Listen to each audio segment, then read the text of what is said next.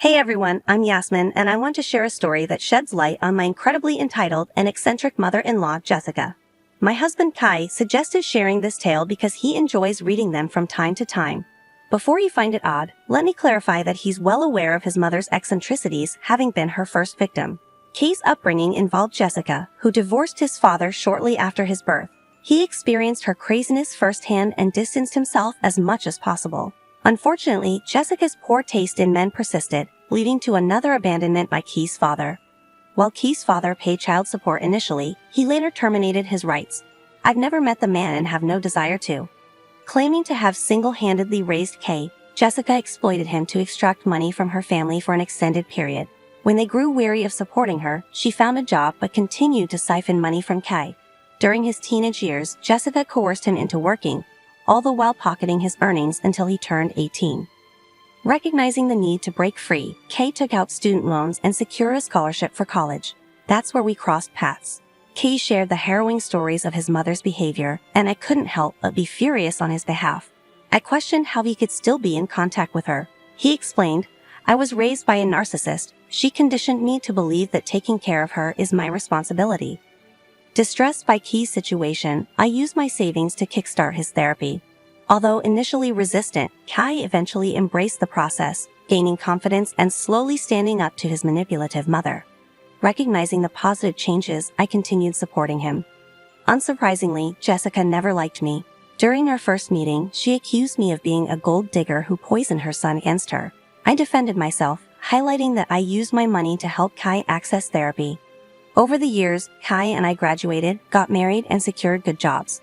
Despite working hard for our success, Jessica persisted in her financial demands. She eventually got married to a disrespectful man named Frank, and Kai reluctantly agreed to rent her an apartment. When we bought a house, she expressed her satisfaction, stating, "Heave, I'm so happy that you finally bought a house. I was getting tired of living in an apartment. So when can Frank and I move in?" "Excuse me, what are you talking about?" "Well, I'll be moving into your house with Frank. That's what I'm saying. Why should I live in an apartment when you are housing your wife for free?" "Jessica, we both bought this jointly. I literally co-own this place with Kai. I don't live here for free. You are the one who lives in the apartment for free since Kai pays the rent." "Watch your mouth, Jasmine. I don't tolerate disrespect from anyone. I'm talking to my son about his house. I didn't ask you anything. I have the right to talk since it's also my house you are talking about. You're not staying with us, and neither is Frank. That's for my son to decide, and he knows that it's his responsibility to take care of me." "I'm already taking care of you, Mom. You don't get to move into my house to raise me. That's not how it works, and there is no chance of an argument, so don't even try. You're acting like an entitled brat, Keith. Your mom worked hard to raise you, and you need to take some responsibility for her. Now, be a good son and give us a copy of your key so that we can move in. You don't get to say what I do with my house keys, Frank. Neither of you is even getting a copy of our keys. I'll say this for the last time, you two will not be moving into our house. That's it." You would think that's the end of it. Well, it isn't. For days, Frank and Jessica kept harassing us and guilting us. Jessica even said some horrible things to me because she thought I was manipulating Keith and making him abandon her. It was funny at first, but soon we got fed up. One day, Kay went to their apartment to drive it into their heads that they wouldn't be moving in. We thought our point got across since we stopped hearing from them. Problem solved. Well, not quite. A month after we moved into our house, we had a small vacation coming up. After saving for years, we finally decided to go on a break to celebrate our house purchase. It was supposed to be a relaxing vacation for the two of us by the beach. We both took time off and decided to take things easy for that week. We flew there and had a blast from the first day itself. But as evening came, something shocking happened. I got a notification from the Ring camera on my house's door. Yes, we did set up surveillance cameras before we went on vacation since we didn't ask anyone to house sit. We thought that it would be important.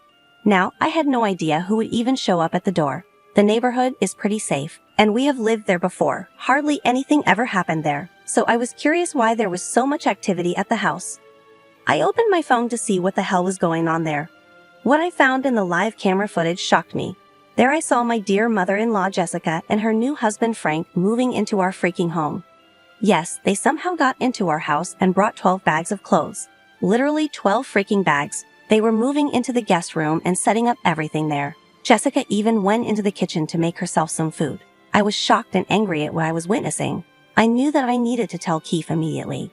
So I called him over and said, "Keith, I have some news. I think we need to talk about it right now. Right now. What's so important, Yasmin? We're on vacation. I'm kind of not in the mood for any serious stuff today. Trust me, Keith, I'm not in the mood to deal with horrible people either. But this situation is dire and needs our immediate attention. I'm afraid it's about your mother. Mom's making trouble again.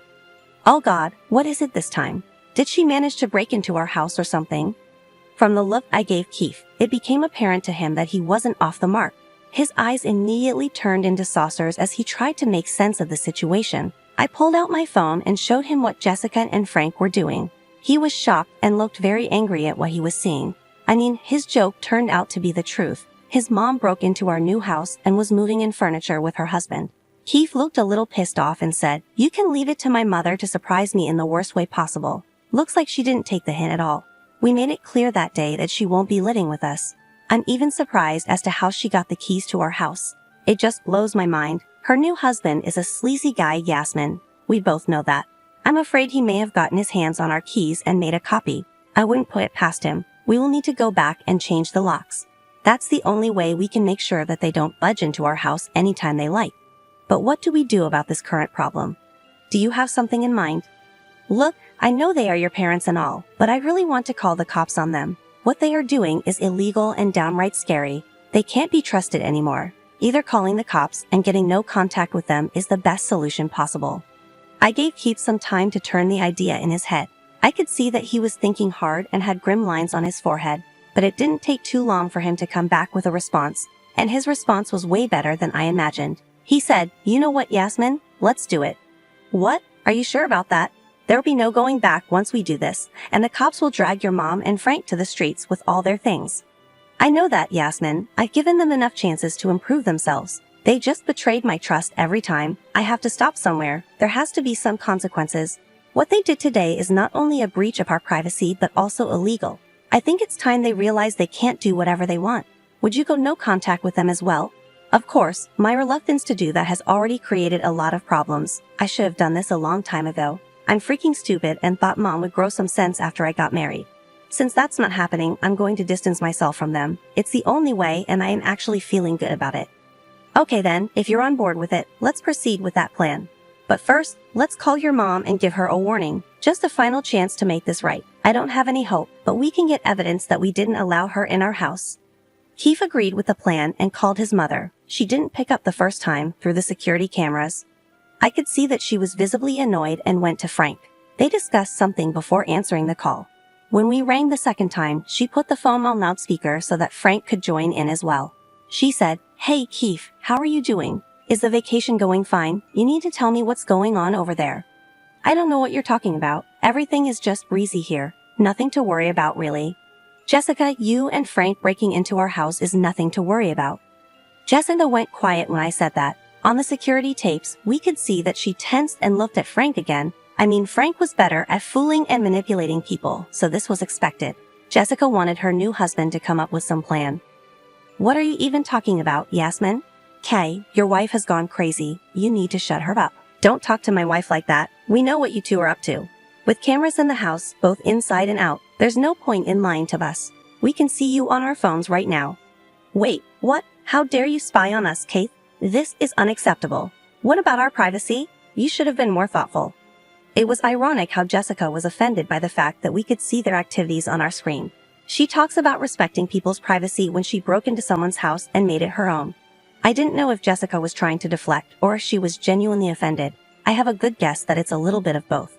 Her words sparked something in me, and I said, "That's rich coming from you, Jessica. You are the one who broke into our private home when we clearly told you that you are not allowed in." "I don't care what you say, Yasmin. It's my son's house too, so I have the right to be here. I'm his mother and should be staying with him." "I already said no to that, Mom. Just because you're my mother doesn't mean you will go wherever I go. You already have an apartment that I pay for. Who wants to live in that tiny apartment when you have brought such a big house? You're turning into such a selfish man after getting married, Keith. This is unacceptable. You can't expect your own mother to live in an apartment while you enjoy a whole house with your wife. That decision is not up to you, Mom. You shouldn't have just packed up your stuff and moved into the house. How did you even get the keys?" Both me and Kay were troubled by this question and needed answers immediately. Also, we needed them to confess to their wrongs so that we could use that to report them to the police. And our hunch was right. Frank said, "Well, since you decided to be a brat and ignore your mother, I went and made a copy of your keys." "Who the hell told you to touch my keys? I didn't give you permission to do that." "I don't need your permission, Kai. I'm your stepdad. I have the authority to do what I think is right. You don't get to question me." "I don't care who you are to me, Frank. I'm a grown-ass man and don't need a parent. What you did was forgery, and both are offenses under the law." "Kai, how dare you talk to Frank like that? He only did this because he knew I was sad. A mother should have the keys to her son's house for emergencies and all, you know? For emergencies and breaking in whenever you want? You're insane, Jessica. You need to get off our property with all your stuff within an hour. If you don't, we will call the cops." That made Jessica and Frank look frightened. They visibly panicked and whispered something amongst themselves. Their panic was clear on their faces, and we could see that through the cameras. In the end, they said, "Don't threaten us, woman. This is not your house. This is my son's house. Only he gets to make those decisions. This house belongs to both Yasmin and me, and we both want you to get out before I'm forced to call the cops." "Trust me, Mom, that will be ugly." "What an ungrateful brat you are, Kate. How can you threaten to kick out your mom?" "She was given a warning and didn't listen. Now both of you will be facing consequences. You have exactly 1 hour to vacate my house before I call the cops. Remember that I have you on surveillance and I will know what you are doing." Frank and Jessica started to yell at us when we hung up. We didn't want to go into an argument with them anymore. Their entitled brains were not meant to participate in conversations or healthy discussions. They didn't care about anything but themselves. We gave them 1 hour while we put all the proof into a folder. Through the cameras, we could see that they were having a discussion but didn't budge. Instead, Jessica started to unpack her bags. That made us both angry as hell. As the hour passed, we called the police with all the evidence we had. Thankfully, they took us seriously and went to our house. We saw the whole fiasco unfold in front of our house. The cops went there and knocked at the door. Jessica and Frank opened the door and immediately faked being confused. After the officers told them everything, they called us and sang a different tune. They said, "Kay, why was there a need to call the cops? We just want to live with our son. Why are you making things so difficult? Tell the cops that this was all a misunderstanding." "I don't want you living with me, Mom. I said that 100 times now. Stop being so freaking entitled. Leave before the cops arrest you and we are forced to press charges." "Kay, don't do this. Please look, we have nowhere to go. You need to let us stay here. Just tell the cops to leave. We will have a calm discussion about this once you come back." "Absolutely not, Mom. You need to back up and go to your apartment. I want my house empty today and right now, Keith. Actually, we can't go back to the apartment. I canceled the lease and sold my furniture. We really have nowhere to go. I thought that she wouldn't mind living with us, so I canceled the lease myself." The audacity of this woman shocked me to the core. She canceled her lease because she thought she could force us to house her. She was freaking insane. Keith was boiling with rage and ready to scream at her sorry ass. He said, "You went behind my back and canceled your lease? What the freaking hell, Mom? You know what? That's not my problem. I don't care where you go. You need to vacate my house." No, Keith. Please listen to me. I've nowhere to go. Don't kick us out. I'm your mother. Do you want your mother to be homeless? You made yourself homeless, Mom, since you don't want to stay in a rented apartment anymore. I won't give you rent money anymore. I'm freaking done. You can take your new man and figure out something for yourself. Get out of my house and don't try to contact me again. At this point, Jessica was literally crying and begging to make us hear her out. She even cried to me and brought up my dead mother to guilt me. They had the very opposite reaction than what she expected. Me and Key got so mad that we shouted at them and hung up. We immediately blocked the numbers because they crossed all our boundaries in one day and somehow made things worse than ever. The cops stayed back at the house and made sure that Jessica and Frank left. I called a mutual friend to help house it until we came back. She also assured me that she would call a locksmith to change our door lock the next day. She's a friend from college, and we trust her a lot. We knew that she would make sure our house was safe. She lived in an apartment, so it was easy for her to come to the house. Frank and Jessica left and went to God knows where. My guess is they spent the night at the hotel and bought new phone numbers to harass us. It didn't work. No relative took their side either because they knew Jessica well enough, and they didn't want to be in her drama. Also, they told her in no uncertain terms that they wouldn't house or help her out in any way. That made Jessica focus her attention back on us. For the rest of our vacation, we kept our phones switched off. We opened our phones once daily to check for emergencies, and that's it. We also only called our friend to make sure everything was all right. Yes, Jessica and Frank did show up again and tried to get in. They left after the friend threatened to call the cops again. We are thinking of sending a cease and desist letter before they escalate their behavior. Thankfully, they didn't want to know why. When we got back from vacation, we found out that Frank had decided to leave Jessica.